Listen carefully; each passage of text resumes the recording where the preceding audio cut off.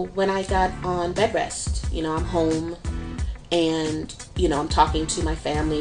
And my daddy I found out he wanted to be buried in Charleston, where I'm from. So they had to transport his body from New York to Charleston, where we're going to have his funeral. And I am now 36 weeks and like 5 days. So they're rushing to have the funeral because I said, I don't care what that doctor said.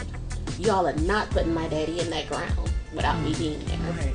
So the doctor handed me a packet of paperwork and said, I understand I'm not going to be able to stop you. So if you give birth between now and when you return, here's what you would need. And they gave me a hospital in Charleston. So we went to the funeral, and my dad's older sister, my auntie, I just called her auntie, she said, your daddy said you're going to be okay. He knows you're going to be able to handle it. Like, what is that? And I'm like, that's not fair.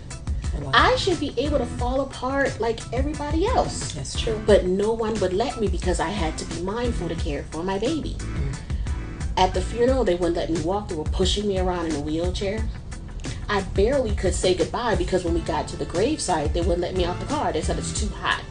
You're going to have too much heat. So they left me in the car with the air conditioning running until we got to the part of the funeral before they lower the body.